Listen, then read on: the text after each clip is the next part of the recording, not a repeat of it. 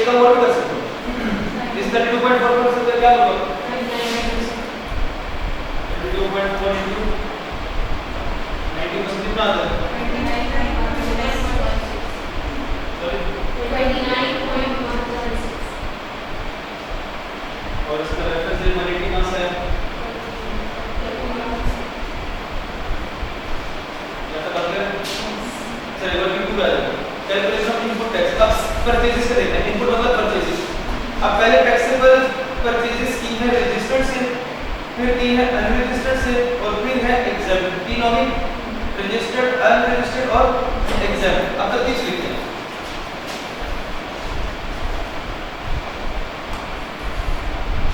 मैं पहले नाम लिख देता हूं।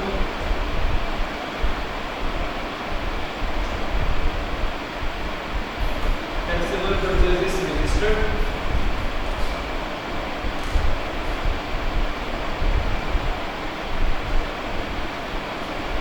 taxable purchases unregistered,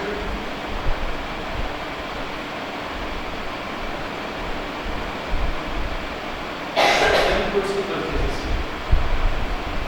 हमने अभी पॉइंट ए पढ़ा था। पॉइंट ए क्या कहता है? किसकी परचेजेस पर इनपुट माइनस कर सकते हैं? सिर्फ टैक्सेबल परचेजेस के, अदर देन टैक्सेबल परचेज पर इनपुट माइनस करने की इजाजत नहीं है। लेकिन किस पे माइनस नहीं कर सकते?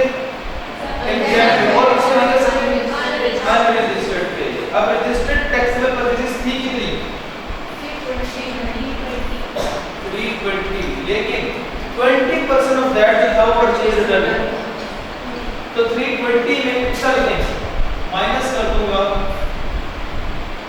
20% ऑफ 320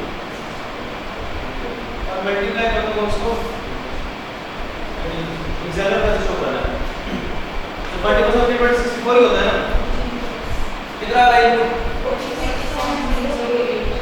46.08।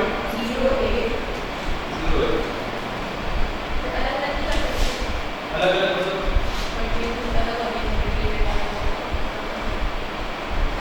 परचेज आपको इनर कॉलम में लिखना पड़ेगा 320, उसमें से -64, फिर जो आंसर आएगा वो अलग अलग करना है। वो सीक्वेंस से ही बनेगी, प्रेजेंटेशन ठीक नहीं बनेगी।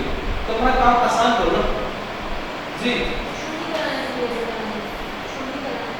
जी इनके शो हुए 320 जो माइनस को शो ही करेगा, रिटर्न माइनस हो, अदरवाइज तो तुम माइनस होता ही नहीं जी। अनरजिस्टर्ड की परचेज कितनी थी? अब इससे लिखेंगे ऑफ रुपीस 32 ऐसे करेंगे। एग्जेम्प्ट परचेजेस ऑफ रुपीस 56 इसकी रीजन क्या है? अदर देन टैक्सेबल परचेज पर माइनस करने की इजाजत इनपुट माइनस नहीं हो। और क्या परचेज की? अच्छा और उसने क्या दिया हुआ है? Electrical and sanitary fittings of rupees 17 ये परमानेंटली अटैच्ड टू इंगल प्रॉपर्टी। इस पे माइनस करने की इजाजत है नहीं। यहां देखो electrical and sanitary fittings of rupees कितना? 17। और इसके हो गया प्लांट एडमिनिस्ट्रेशन में बहुत सारे उसमें बाद में आपको अलग से कैलकुलेट होगा। ये तो कॉमन इनपुट है ना, इसका नाम क्या है? Common input. कॉमन इनपुट अलग से होगा और फिक्स अलग से होगा। आप लोग कुछ तो स्किप कर रहे हो। इनपुट के हवाले से एक और बात की गई, बिजली के बिल, जैसे बिजली का बिल, इलेक्ट्रिसिटी बिल पे कितना सेल्स टैक्स पे हुआ है? 1.36। ये 1.36 में से एक है फैक्ट्री बिल्डिंग और एक है ऑफिस बिल्डिंग। कौन सा माइनस करने की जरूरत होगी? Factory building. कितने परसेंट है? अब याद है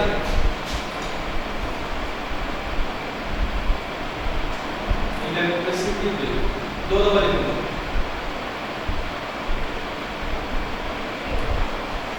एक फैक्ट्री बिल्डिंग और एक ऑफिस बिल्डिंग। टोटल कितना टैक्स था? 1.36 टोटल था। उस 1.36 में फैक्ट्री बिल्डिंग का कितना है? 60 कितना बनता है? 0.82 और ऑफिस बिल्डिंग का माइनस करने की ज्यादा थी नहीं। अब बताएं टोटल कॉमन इनपुट कितना है 46.08 प्लस 0.82 46.90 इसका नाम क्या है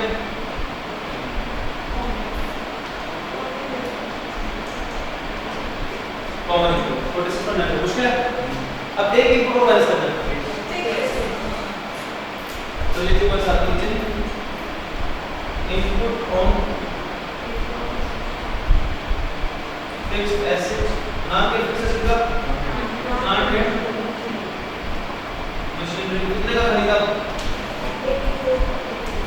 84 का कितने का चले कितना बनता है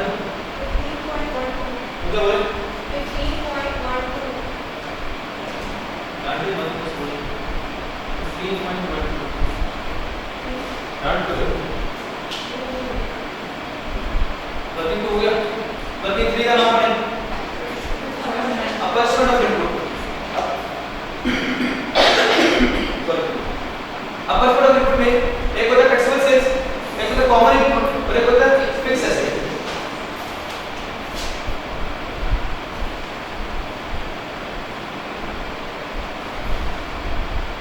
फ्लेक्सिबल सेल्स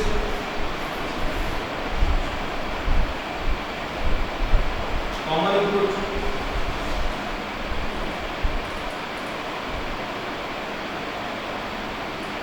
फिक्स्ड एसेट। ऐसे ही जब ये रोज को बता रही है तो उसमें क्या रहेगा एग्जेम्प्ट भी एक्सपोर्ट भी और फ्लेक्सिबल सेल।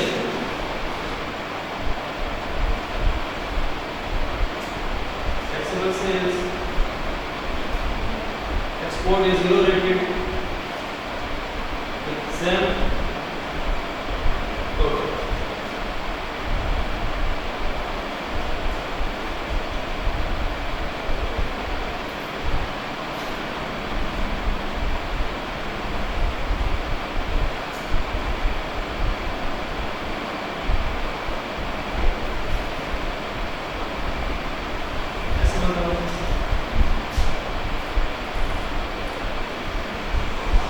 अब जो दो डाटा है वो पुट करते हैं जी सेल्स है मेरे पास एक्सपोर्ट सेल्स कितनी है 180 एक्सपोर्ट कितनी है 180 98 उसके लिए ऐड करें 270 कॉमन इनपुट का टोटल कितना है 46 पॉइंट फिक्स्ड एसेट का टोटल कितना है 50.12 46.90 दोनों पास नहीं है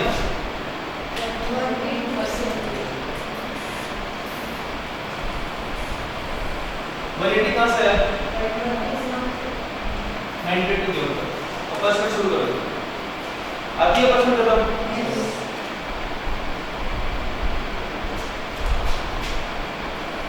नंबर है देखिए 180 divided by 278 multiply by 46.90 number B देखिए 98 डिवाइडेड बाय 278 मल्टीप्लाई बाय 46.90 की पहले का बताइए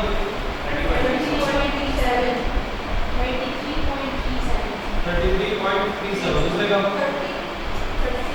30.37 दूसरे का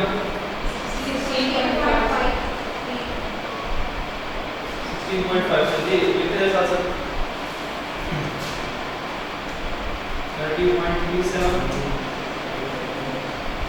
16.5 इसी तरह यहाँ लिख देते हैं तो ये फिक्स्ड एसेट्स का कितना है 180 डिवाइडेड बाय 278 मल्टीप्लाई बाय 15.12 कितना आ रहा है 9.7 है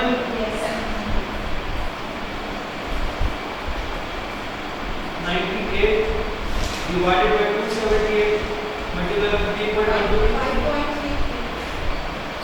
5.3 इसको 9.79 5.3 जी क्या मुश्किल है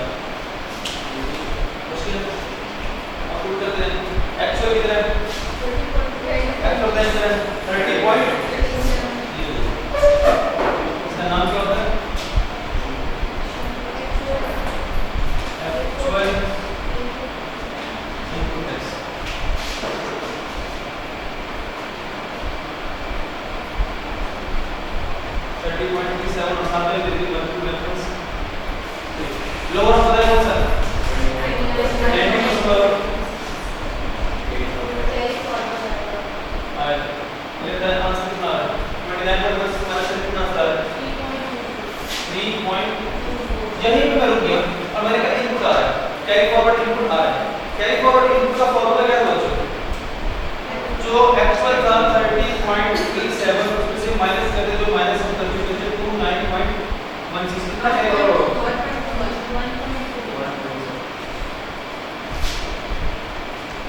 1.2 चल इनपुट टैक्स और मशीनरी कितना है ये 9.7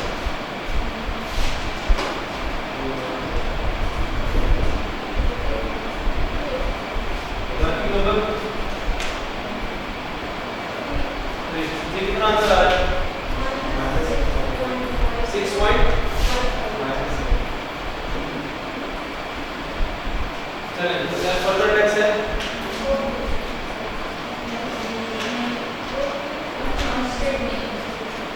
नहीं फर्दर टैक्स है यहाँ पे कितना है 6 पॉइंट मुझे बताइए रिफंडेबल होगा या कैरी फॉरवर्ड कर दिया जाएगा कैरी फॉरवर्ड वेदर रिफंडेबल लिखी है तो sales tax to carry forward एक होता है इनपुट टैक्स कैरी फॉरवर्ड ये तो सेल्स टैक्स है तो इसका बेटर है अगर माइनस का आए तो रिफंडेबल ना कहीं बन जाए कहीं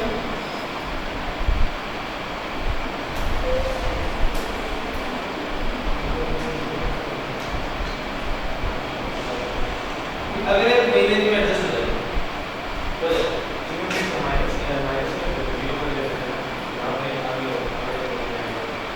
जीरो कर इनकम टैक्स में नहीं करते सेल्स टैक्स में कैरी फॉरवर्ड करते हैं इनकम टैक्स में करते हैं ये रिफंडेबल अगेंस्ट एक्सपोर्ट कितने बचे सिर्फ 16 है दोनों का ऐड करेंगे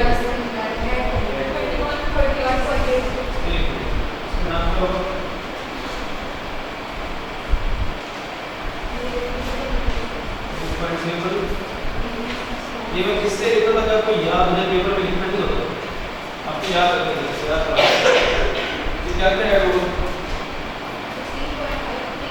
16.53 plus 5.33 21.8 8 होगा सर वो 8 दिया जाता है क्या मुश्किल है बहुत अभी पढ़ा है जैसा आप अगर आप आ जाए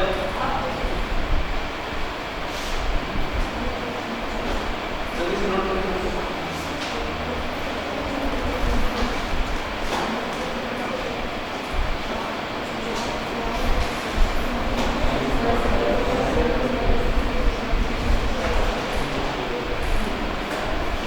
Question 25 homework JF Associate. Question 25 homework JF Associate.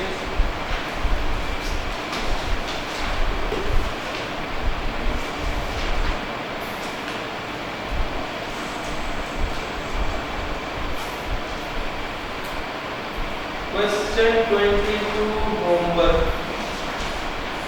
ABCD. 2019 का सवाल है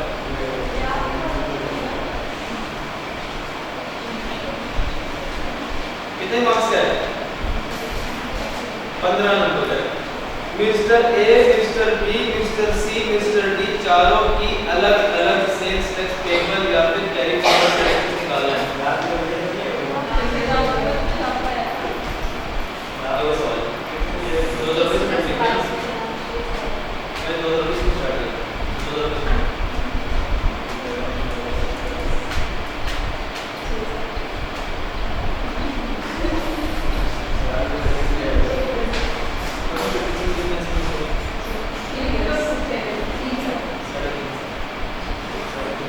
2020